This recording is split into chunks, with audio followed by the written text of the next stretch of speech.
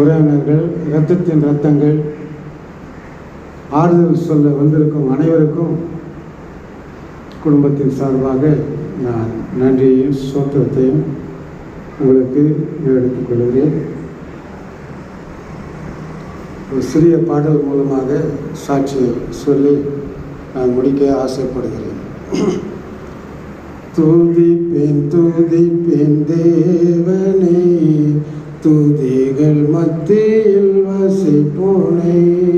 துதிப்பேன் துதிப்பேன் தேவனே, துதிகள் மத்தியில் வசிப்போனே.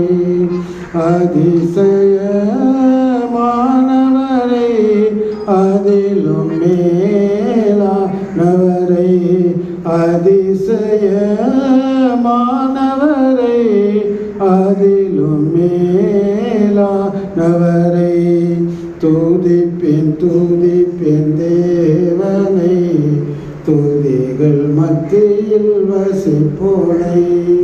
கடந்த துன்பத்தின் காலங்களில், அடைந்த துயரங்களில், கடந்த துன்பத்தின் காலங்களில், அடைந்த துயரங்களில், ஆறுதல் தேறுதல் அளித்திட்ட மாறாத இயேசுவுக்கு ஆனந்தம்.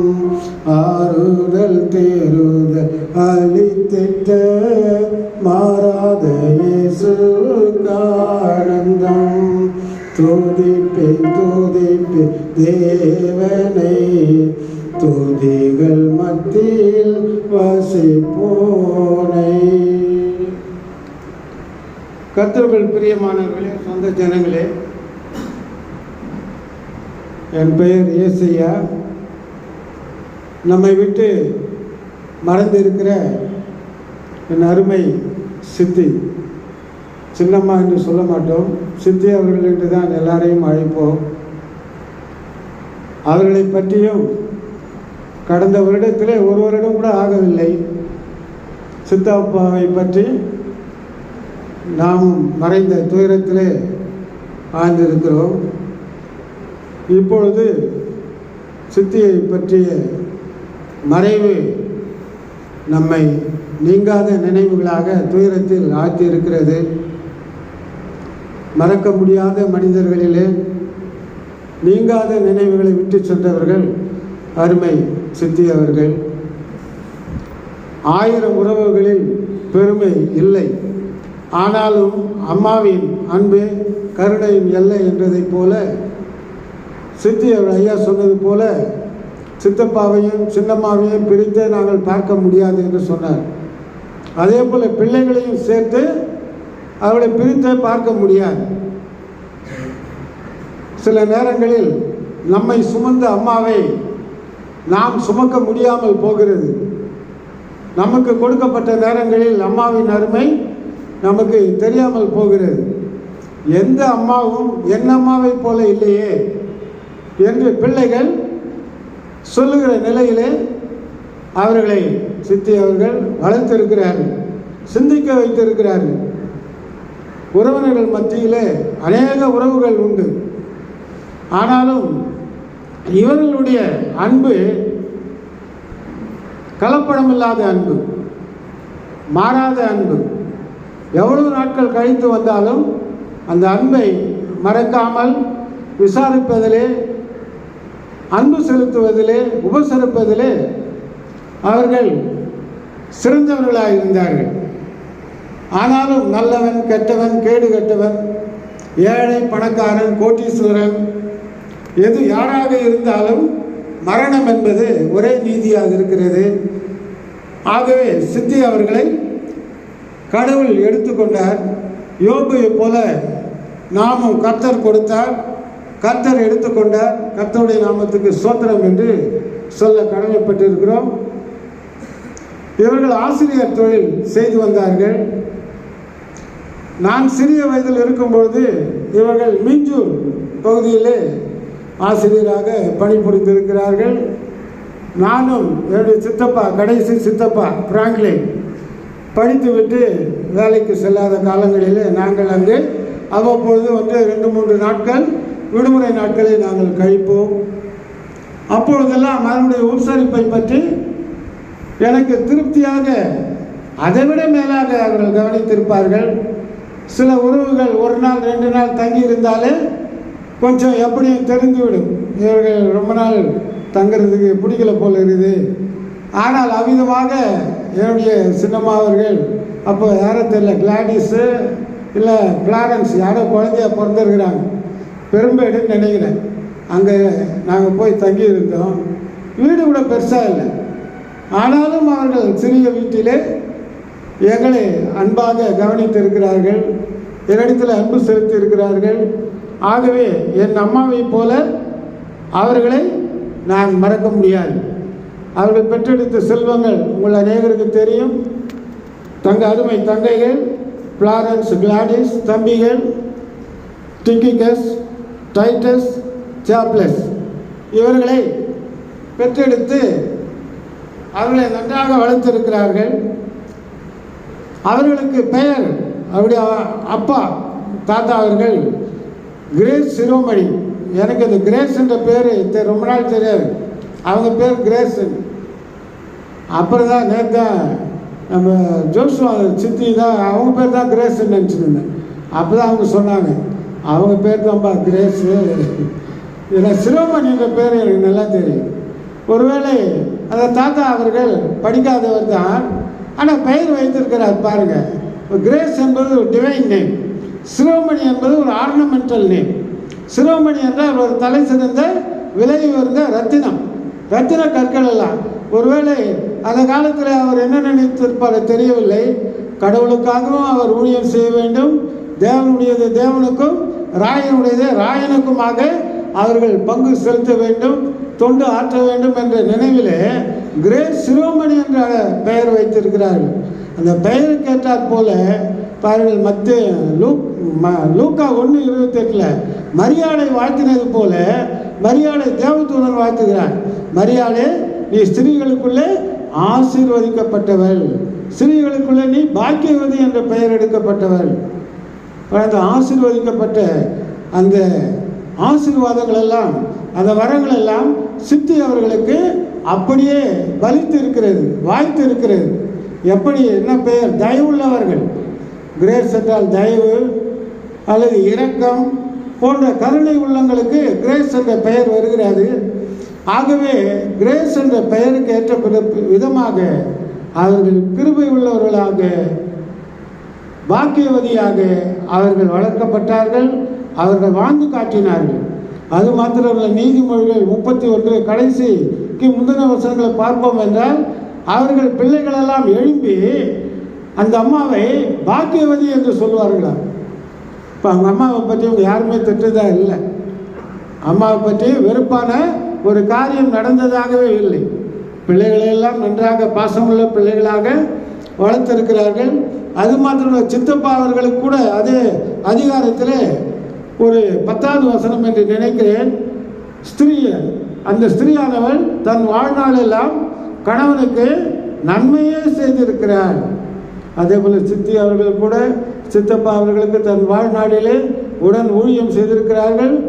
கடமையை தவறாமல் நல்ல மனைவியாகவும் பிள்ளைகளுக்கு நல்ல அம்மாவாகவும் அவர்கள் திறந்திருக்கிறார்கள். அது மாத்திரம் ஐயா அவர்கள் சொன்னார்கள், ஊழியத்தில் ஒரு நாள் கூட லேட்டாக வர மாட்டாங்க. அது உண்மைதான். ஆனால் அதை விட மேலாக ஆசிரியர் தொழில் அவர்கள் செய்தாங்க. அவங்க மட்டும் இல்லை, என்னுடைய சித்தப்பா அவர்கள் நிறைய பேர் இருக்காங்க, யாருமே அவங்க லேட்டாக போக மாட்டாங்க. நான் கூட ஆசிரியராக இருந்தேன், நான் லேட்டாக போவேன். போயிட்டு 9:30 மணியெல்லாம் நிறைய பேர் கையெழுத்து போடுவோம். ஆனால் இவங்க லேட்டாக போனால் என்ன செய்வாங்க, 9:30 மணிக்கு போனால் ஸ்கூல் 9 மணிக்கு 9 தான் கையெழுத்து போடுவாங்க. அதுபோல் முன்ன தாமஸ் டாக்டர் ஒருத்தர் இருந்தார், லேட்டாக போகிறத பற்றி செம டோஸ் விடுவார். அப்போல்லாம் எனக்கெல்லாம் ஏறல, நான் போகிற பிரகாரம் தான் நான் போயிருந்தேன். ஆனால் இவர்கள், என்னுடைய சித்தப்பா சித்தி இவர்களெல்லாம் ஆசிரியர்கள், எல்லாருமே கணவன் மனைவி 2 பேருமே ஆசிரியர்கள். அதில் இவர்கள் குடும்பங்க ஆசீர்வதிக்கப்பட்ட குடும்பமாக இருக்கிறது. ஒரு நாள் கூட இவர்கள் லேட்டாக போனதாக எனக்கு தெரியல. பங்க்சுவாலிட்டி கீப்பப் பண்ணினவர்கள். பிறகு இவர்களை பற்றி நான் சொல்ல வேண்டும் என்றால், அந்த சிரோமணி என்ற பெயருக்கு ஏற்றாற் போல அது ஒரு விலை உயர்ந்த ஒரு அணிகலன், ஒரு கிரீடத்தில் இருக்கிற அணிகலன். நாம் தலை சிறந்த சான்றோர்களுக்கு அந்த பெயரை வைப்பார்களாம். ஆகவே பக்தியிலே அவர்கள் தலை சிறந்த சிரோமணியாகவும், குடும்பத்தில் இருக்கிற ஸ்திரீகளுக்குள்ளே அவர்கள் ஆசீர்வதிக்கப்பட்டவர்களாகவும் அவர்கள் தெரிந்திருக்கிறார்கள் என்பதில் சந்தேகமே இல்லை. மரியாதை போல அவர்களும் பாக்கியவதியாக திகழ்ந்திருக்கிறார்கள். அது மாத்திரமல்ல, தன்னுடைய வாழ்க்கையில் அவர்கள் எத்தனையோ விதமான காரியங்களை செய்திருக்கலாம். ஆனாலும் லூக்கா 10:52 நினைக்கிறேன், மரியாள் தன்னை விட்டு எடுபடாத நல்ல பங்கை தெரிந்து கொண்டாள் என்ற ஒரு வசனம் இருக்கிறது பாருங்க. அப்படிதான் ஊழியத்திலும் ஆசிரியர் தொழிலிலும் அவர்கள் என்ன செய்திருக்கிறார்கள்? கடமை தவறாதவர்களாக இருந்திருக்கிறார்கள். கர்த்தருடைய வசனம் நீண்ட நேரம் ஜெயிப்பாங்க. சில நேரத்தில் நான் ஃபோன் பண்ணுவேன் இந்த சித்தப்பாவுக்கு, அவர் எடுக்க மாட்டார். அப்புறம் ஒரு நாள் கூட கோச்சிங்க, நான் என்னண்ணா நீங்கள்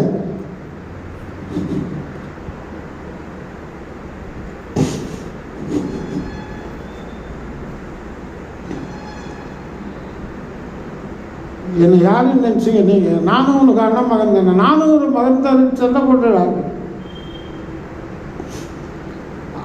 அப்போ சொன்னார், நாங்கள் ஜபம் பண்ணி நின்றோம்பா, சித்தி நான் கோச்சுக்காரர்.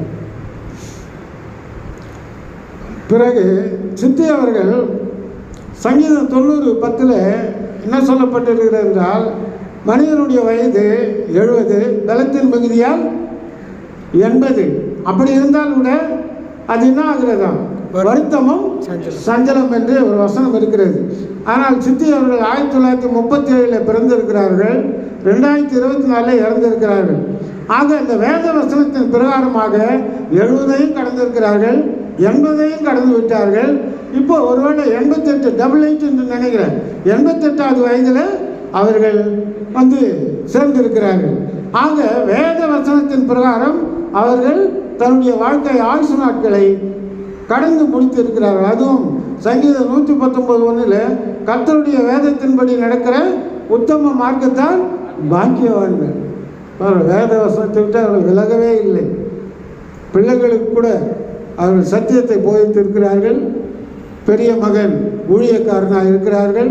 அவரவர்கள் வேலையிலே அவர்களும் கர்த்தருடைய வசனத்தை பகிர்ந்து கொள்கிற சாட்சி சொல்கிறவர்களாக இருக்கிறார்கள். பிறகு நீண்ட நேரம் ஜெயிப்பார்கள் வீட்டில் அவர்கள்.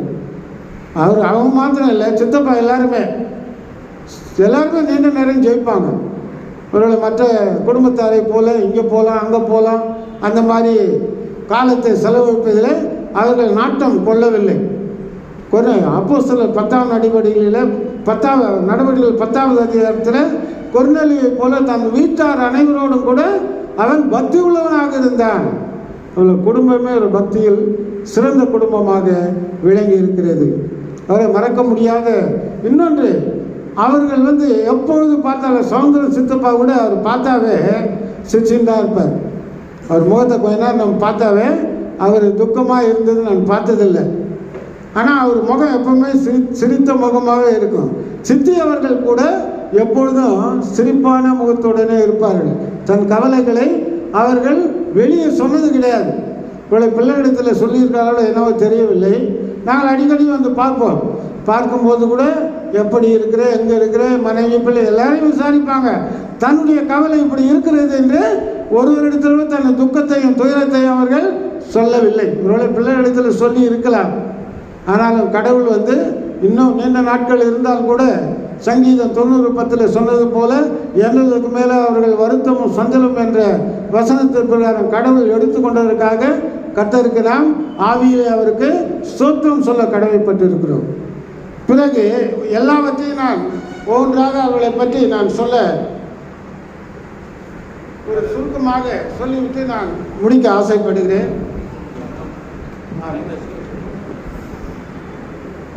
அவருடைய குணங்களை பற்றி கொஞ்சம் சொல்லிவிட்டு நான் முடிக்கிறேன்.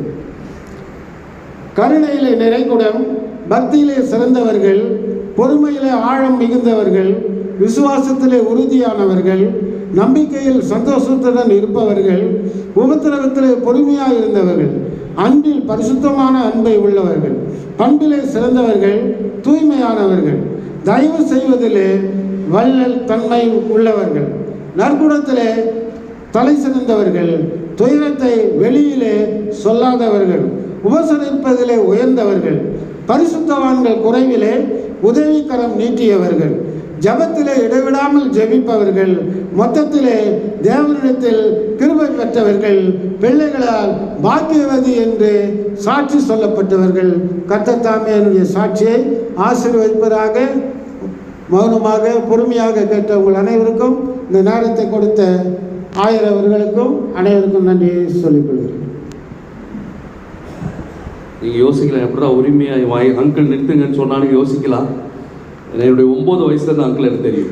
அவருடைய மகனும் நானும் ஒன்றாக அம்பத்தூர் சர்ச்சில் இருந்தோம், யூத்தில் இருந்தோம். அதனால தான் அந்த உரிமை இருந்தால் அங்கிள் அப்படின்னு சொன்னேன். நன்றி அங்கிள். இப்பொழுது பாடல்